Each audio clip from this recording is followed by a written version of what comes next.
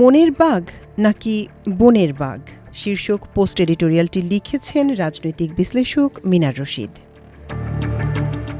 অনেকেই আমাকে তারেক রহমানের উচ্চারিত মৌলবাদ শব্দটি নিয়ে কিছু লেখার অনুরোধ করেছেন। আমাকে যদি এক বাক্যে বলতে হয় তবে বলবো, তারেক রহমান যদি বিএনপিকে আগের আদর্শে রাখতে চান তবে তার এই উচ্চারণটি পলিটিক্যালি কারেক্ট হয়নি, কিন্তু তিনি যদি তার দলকে সেকুলারিজমের দিকে টানতে চান তবে এটি রাজনৈতিকভাবে সঠিক বা শুদ্ধ উচ্চারণ হয়েছে।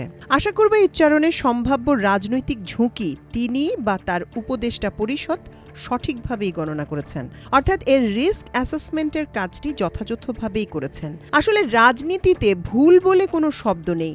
সঠিক ভাবটি হল রাজনৈতিকভাবে সঠিক বা পলিটিক্যালি কারেক্ট অথবা বেঠিক, পলিটিক্যালি ইনকারেক্ট। মরহুম তৈলুর রহমান বলে গেছেন, আমার নেত্রী ভুল করতে পারেন না। তৈলুর রহমানের পদাঙ্ক অনুসরণ করে এক ঝাঁক তৈলুর সন্তান পরে শেখ হাসিনার 12টা বাজিয়ে দিয়েছেন। আশা করব জনাব রহমান এরকম কোনো বৃত্তে নিজেকে আবদ্ধ হতে দেবেন না। একজন মানুষ হিসেবে তিনিও ভুল করতে পারেন, ভুল বলতেই পারেন। তিনি যদি মধুর মধুর উপদেশ শোনেন তাহলে নিজের সর্বনাশটি টেনে আনবেন। এই কিসিমের উপদেশ টপ নেতৃত্বের কোনো কাজে আসে না। ওনার নিজের ইচ্ছাটি কথিত উপদেষ্টারা পরিবেশন করেন, সেটি খাঁটি পরামর্শ যা তিতা লাগে এবং বিবেকের দ্বারে কুঠারাঘাত করে। এটি আসলেই ওনার সুচিন্তিত উচ্চারণ নাকি ক্ষণিকের বিভ্রম তা মালুম করা যাচ্ছে না। আজ যখন তারেক রহমান নিজেই মৌলবাদ শব্দটি ব্যবহার করেন তখন বিএনপি ও ইসলামপন্থী শক্তির ভেতরে বিভ্রান্তি তৈরি হয়। জনগণ ভাবতে শুরু করে, বিএনপি কি আওয়ামী লীগের পুরনো কৌশলী অনুসরণ করছে নাকি পশ্চিমা শক্তিকে খুশি করার জন্য এই ভাষা বেছে নেওয়া হয়েছে। বিএনপি যদি আওয়ামী লীগের মতো একই পরিভাষা ব্যবহার করে তবে তাদের স্বাতন্ত্র্য কোথায়? এই শব্দ পশ্চিমা দুনিয়ার তৈরি একটি অপমানসূচক লেবেল যা পুরো মুসলিম সমাজকে হেয় করে। বিএনপির অতীত নেতৃত্ব খন্দকার মোশাররফ, মির্জা আব্বাস প্রমুখ এই শব্দ ব্যবহারের বিরুদ্ধে ছিলেন, অথচ এখন বিএনপির শীর্ষ নেতৃত্বের মুখেই যখন এই শব্দ শোনা যায় তখন মানুষ ভেতরে ভেতরে হতাশ হয়। আপনাদের হয়তোবা স্মরণ আছে 2008 সালের নভেম্বরে জাতীয় নির্বাচনের ঠিক আগে হার্ভার্ড ইন্টারন্যাশনাল রিভিউয়ে stemming the rise of Islamic extremism in Bangladesh শিরোনামে একটি বহুল আলোচিত প্রবন্ধ প্রকাশিত হয়েছিল। এটি লিখেছিলেন সজীব ওয়াজেদ জয় ও একজন ইহুদি বংশোদ্ভূত আমেরিকান সামরিক কর্মকর্তা। ভদ্রলোকের নাম ছিল কার্ল জে সিওভাকো। প্রবন্ধটির মূল বক্তব্য ছিল, বাংলাদেশে ইসলামপন্থী প্রভাব দ্রুত বাড়ছে এবং দেশের সেনাবাহিনী, শিক্ষা প্রতিষ্ঠান এমনকি হাসপাতাল পর্যন্ত মৌলবাদী হয়ে পড়েছে। শুধু হাসপাতাল আর শিক্ষা প্রতিষ্ঠান নয়, আবুল বারকাতরা মৌলবাদী অর্থনীতিও আবিষ্কার করে ফেললেন এবং তারই দোহাই দিয়ে ইসলামী ব্যাংক দখল করা হলো। কাজেই যারা ভাবছেন মৌলবাদী গালিটি শুধু পলিটিক্যাল ইসলামের অনুসারীদের জন্য বরাদ্দ রাখা হয়েছে, এই ধারণাটিও একটি মারাত্মক ভ্রম বলেই প্রতীয়মান হচ্ছে। মৌলবাদ আসলে কি জিনিস? বাংলাদেশের রাজনৈতিক পরিসরে মৌলবাদ শব্দটি বহুদিন ধরে আলোচিত হলেও এর ব্যবহার প্রায় বিভ্রান্তিকর ও রাজনৈতিক উদ্দেশ্য প্রণোদিত। ইংরেজি ফান্ডামেন্টালিজম শব্দটির বাংলা রূপ হল মৌলবাদ, কিন্তু এর উৎপত্তি ইসলামী সমাজে নয় বরং বিংশ শতাব্দীর শুরুতে খ্রিস্টান ধর্মতত্ত্বের এক বিশেষ প্রবণতায়। উত্তর আমেরিকায় যারা বাইবেলকে আক্ষরিক অর্থে গ্রহণ করতে চাইতেন এবং জীবনের প্রতিটি ক্ষেত্রে তার কঠোর প্রয়োগের দাবি তুলেছিলেন তারাই পরিচিত হন ফান্ডামেন্টালিস্ট হিসেবে।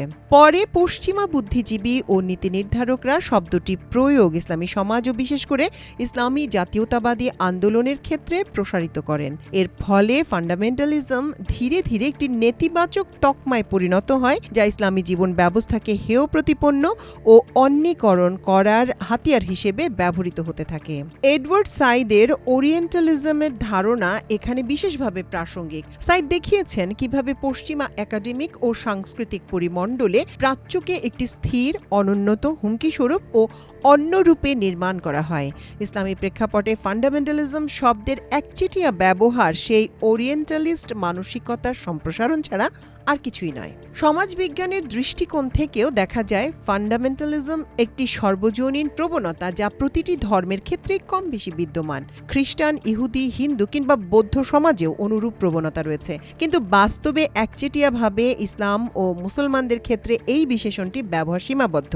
এর ফলে একটি দ্বিমুখী মানদণ্ড তৈরি হয়, যেখানে একই ধর্মীয় অনুশাসনের প্রতি কঠোর আনুগত্য এক প্রেক্ষাপটে ধর্মনিষ্ঠা হিসেবে গৃহীত হলেও ইসলামী প্রেক্ষাপটে সেটিকে মৌলবাদ আখ্যা দেয়া হয়। বাংলাদেশের রাজনৈতিক বাস্তবতায়ও মৌলবাদ শব্দটি ব্যবহার করা হয় দ্ব্যর্থকভাবে। একদিকে এটি ইসলামী রাজনৈতিক দল ও সমাজভিত্তিক আন্দোলনকে সীমাবদ্ধ ও সন্দেহজনক হিসেবে উপস্থাপন করে, অন্যদিকে চরমপন্থী এবং সহিংস গোষ্ঠীর কর্মকাণ্ডের সঙ্গেও একই শব্দকে যুক্ত করে। ফলে সমাজে বিভ্রান্তি তৈরি হয় এবং ধর্মভিত্তিক রাজনীতির সব প্রবণতাকেই এক ঝুঁকিপূর্ণ ও নেতিবাচক ফ্রেমে বন্দী করা হয়। সারসংক্ষেপে বলা যায়, মৌলবাদ শব্দটির বর্তমান ব্যবহার কোনো নির্দোষ বা নির্মোহ বিশ্লেষণ নয়, বরং পশ্চিমা রাজনৈতিক বর্ণনার দ্বারা প্রভাবিত একটি ধারণা যা ইসলামের সামগ্রিক জীবন ব্যবস্থাকে অবমূল্যায়ন ও নিয়ন্ত্রণের হাতিয়ার হিসেবে কাজ করেছে। এখানে এরা আবার একটি চালাকির আশ্রয় নেয়। মুসলিম সম্প্রদায়কে বিভ্রান্ত ও বিভক্ত করার জন্য মৌলবাদী মুসলিম বা প্র্যাকটিসিং মুসলিম এবং উদার এবং অমৌলবাদী মুসলিম এই দুই ভাগে ভাগ করে ফেলে। এদের মধ্যে খেলাফত বা রাজনৈতিক ধারা অনুসারীদের পলিটিক্যাল ইসলাম হিসেবে আলাদা করে ফেলে এবং মৌলবাদের অপবাদটুকু শেষমেশ এদের ঘাড়েই চাপিয়ে দেওয়া হয়। কিন্তু একটু গভীরভাবে ঢুকলে বুঝবেন যে এরা প্রত্যেক প্র্যাকটিসিং মুসলিম, এমনকি তাবলিগ জামাতের অনুসারীদেরও মৌলবাদী বলে গণ্য করে। ওদের ভাষায় রাজনৈতিক ইসলামকে এরা যতটুকু ভয় না পায়, সামাজিক ইসলামকে এরা আরও বেশি ভয় পায়, কারণ পশ্চিমা বিশ্বের সবচেয়ে বর্ধনশীল ধর্ম এখন ইসলাম। যে ইসলামের প্রসারকে স্তব্ধ করতে 9/11 সৃষ্টি করা হলো, সেই 9/11-এর পর এই বৃদ্ধি আরও বেড়ে গেছে। ইত্যবসারে মুসলিম বিশ্বেও এক নীরব কিন্তু গভীর সামাজিক বিপ্লব ঘটে গেছে। দীর্ঘদিন ধরে পশ্চিমা বিশ্বের বিভিন্ন প্রান্তে ইসলামের পর্দার বিধানকে বিদ্রূপ ও তুচ্ছ-তাচ্ছিল্যের মাধ্যমে উপস্থাপন করা হয়েছে। এটাকেও মৌলবাদের ফসল বলার চেষ্টা করা হয়েছে, কিন্তু আশ্চর্যজনকভাবে এই আঘাত মুসলমানদের দুর্বল করে দেয়নি, বরং তাদের আত্মপরিচয়ের শেকড়ের দিকে আরও দৃঢ়ভাবে ফিরিয়ে দিয়েছে। বিশেষ করে মুসলিম নারীরা এই পরিবর্তনের কেন্দ্রবিন্দু হয়ে উঠেছেন। পশ্চিমা সমাজ ভেবেছিল পর্দা ও হিজাব মুসলিম নারীদের অগ্রযাত্রায় অন্তরায় হবে, কিন্তু বাস্তবে দেখা গেল ঠিক উল্টো। শিক্ষিত মুসলিম তরুণীরা দৃঢ় ও স্পষ্ট কণ্ঠে ঘোষণা করল, আমরা হিজাব দিয়ে মাথা ঢেকেছি, কিন্তু আমাদের মগজকে নয়। পরিবর্তনের এই ঢেউটুকু আমাদের দেশেও ভালোভাবে অনুভূত হচ্ছে। যে নানি দাদিরা 60 ও 70-এর দশকে অত্যাধুনিক ও সাহসী পোশাক পরিধান করে বিশ্ববিদ্যালয়ে চষে বেরিয়েছেন, আজ তাদেরই নাতনিরা হিজাব পরিধান করে বিশ্ববিদ্যালয়ে পড়াশোনা করছেন। স্বল্প বসনা নানি দাদির চেয়ে অধিক বসনা নাতনিদের কনফিডেন্স ও স্বাচ্ছন্দ্য লেভেলে কোনো ঘাটতি দেখা যাচ্ছে না। এই পরিবর্তনটি প্রশাসনিক বা রাষ্ট্রীয় কোনো নির্দেশে হয়নি, পাছে লোকে রাজাকার বলে। এই ভয়ে আগের প্রজন্মের আমরা অনেক সময় সত্য কথা বলতে ভয় পেতাম। নতুন এই প্রজন্ম মতিয়া চৌধুরীর ভ্যাংচানির জবাবে বলছে, হ্যাঁ আমি রাজাকার। ছেলেটির বুকে সাঁটানো সেই স্লোগানটি আমাদের ইতিহাসে আইকনিক হয়ে থাকবে। ছেলেটির শরীরে জাফর ইকবাল গড়গড় করে বমি করে দিতে চেয়েছিলেন। জুলাই বিপ্লবে শেখ হাসিনার কথার জবাবে দেশের আকাশ বাতাস কাঁপিয়ে স্লোগান দিয়েছে, তুমি কে আমি কে, রাজাকার রাজাকার। অর্থাৎ তারা বুঝিয়ে দিয়েছে এরকম কোনো ট্যাগ মেরে জেনজি প্রজন্মকে থামানো যাবে না। ভবিষ্যতে যদি কেউ নিজের অপশাসন বা কুশাসন ঢাকতে একই ধরনের অন্য কোনো ট্যাগ মারতে চায়, তবে নতুন প্রজন্ম একইভাবে গর্জে উঠবে। কাজেই সাধু সাবধান। তথাকথিত মৌলবাদের এই হুমকি কতটুকু বাস্তব? সামাজিক ইসলাম যেমন তবলিগ জামাত বা হেফাজতে ইসলাম এবং রাজনৈতিক ইসলাম যেমন জামায়াতে ইসলামী, এই দুই ধারাকে যখন মৌলবাদী বলে আখ্যায়িত করা হয়, তখন সেটি আসলে তাদের জন্য এক ধরনের স্বীকৃতি বা এন্ডোর্সমেন্ট হিসেবে কাজ করে। এই দুই ধারার অনুসারীদের সঙ্গে কথা বললে দেখা যায় অনেকে গর্বের সঙ্গে বলেন, আলহামদুলিল্লাহ আমি একজন মৌলবাদী, কারণ তারা মনে করেন তারা ইসলামের মূল আঁকড়ে আছেন। পশ্চিমা বিশ্বেও এক ধরনের সন্দেহ ও অস্বস্তি নিয়ে আনইজি অ্যাকসেপ্টেন্স তথাকথিত এই মৌলবাদকে মেনে নিয়েছে। কিন্তু ২০০৪ সালের দিকে জেএমবি নামের সংগঠন দেশের নানা স্থানে বিচারকদের উপর হামলা শুরু করে। তাদের যুক্তি ছিল, আল্লাহর আইন মেনে যারা বিচার করে না তাদের কাফের, আর কাফেরদের হত্যা করা ওয়াজিব। বিশেষ কোনো প্রেক্ষাপটে বলা কোনো বক্তব্যকে তুলে এনে সুবিধাজনক জায়গায় ব্যবহার করা কতটুকু ভয়ঙ্কর হতে পারে, ওপরের ঘটনাটি তার প্রমাণ। জেএমবির প্রতিষ্ঠাতা শায়েখ আব্দুর রহমান শুধু মির্জা আজমের দুলাভাই ছিলেন না, বরং আওয়ামী লীগ নামক দলটির পরমাত্মীয় ছিলেন। আজ পরিষ্কার, জেএমবির পেছনে আওয়ামী লীগও তাদের প্রভু ভারতী ছিল।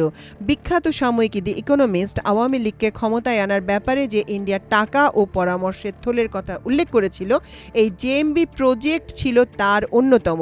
মাঠ পর্যায়ের কর্মীরাও নিজেদের ইসলামের মূল অনুসারী ভারত, তাই তারাও নিজেদের মৌলবাদী মনে করত, যদিও তারা আসলে বিভ্রান্ত অনুসারী ছিল। একই কৌশলে ইসরায়েল গড়ে তুলেছে আইএসআই এবং আমেরিকা গড়ে তুলেছিল আল কায়দার মতো সংগঠন। বদনাম হয়েছে ইসলামের, বদনাম হয়েছে মুসলমানদের, কিন্তু লাভ হয়েছে আমেরিকার, লাভ হয়েছে ইসরায়েলের, লাভ হয়েছে ইন্ডিয়ার। কিন্তু এসব ক্ষণস্থায়ী। দীর্ঘমেয়াদে এরা সবাই লুজার হিসেবে গণ্য হবে। বাইরের কোনো শক্তিকে তোয়াজ করার দরকার নেই। তোয়াজ করুন পরম করুণাময় আল্লাহ তাআলাকে। আল্লাহ তাআলার বড়ত্ব ঠিকভাবে অনুধাবন করতে পারলে এই দুনিয়ার রাজা মহারাজাদের একটি মশার চেয়ে বড় বলে মনে হবে না। বিএনপি বলয়ের শ্রদ্ধেয় এক বড় ভাই, যার অ্যাপিয়ারেন্স বর্তমানে শতভাগ মৌলবাদী, রক্তের সম্পর্কে বিএনপির সঙ্গে যুক্ত, কাজেই বিএনপির সঙ্গে একটা নিবিড় সম্পর্ক না রেখে পারেন না। তিনি একটা কথা বলেন, আমরা পরকালের কথা তো স্মরণ করি না, 1/11কেও স্মরণ করি না, 5 আগস্টের কথাও ভুলে যাই। বড় ভাইটির এই কথাগুলো খুবই প্রণিধানযোগ্য। যে আল্লাহ 2 ট্রিলিয়ন গ্যালাক্সির এক একটিকে ঘন্টায় 2 মিলিয়ন কিলোমিটার বেগে ঘোরাচ্ছেন, সেই আল্লাহ তাআলাই ইসলামোফোবিকদের এসব কূটনামোর দিকে এবং তাদের মানসপুত্র হিসেবে দেশীয় বান্দর বান্দরীদের বাঁদরামোর দিকেও একটি নজর রাখছেন। তিনি ছাড় দেন, ছেড়ে দেন না। সেই আল্লাহ তাআলার উপর পূর্ণ আস্থা ও বিশ্বাসটি সংবিধানে যুক্ত করেছেন শহীদ রাষ্ট্রপতি জিয়াউর রহমান। ফান্ডামেন্টালিজমের আদি সংজ্ঞা অনুসারেই এটি একটি নির্ভেজাল মৌলবাদী পদক্ষেপ। এটি বাস্তবায়ন করতে তিনি কারো কারো পরামর্শ বা রক্তচক্ষুকে বরদাস্ত করেননি। তাতে কে তাকে মৌলবাদী বলবেন আর কে তাকে অমৌলবাদী বলবেন সেটিরও পরোয়া করেননি। তারই মদদে ভাসানীর কণ্ঠের খামোশ শব্দটি বজ্রনীনাদের মতো লেগেছে। সেই বাবার সন্তান হিসেবে তারেক রহমান সেই পথেই হাঁটবেন, জাতির প্রত্যাশাটাও তাই।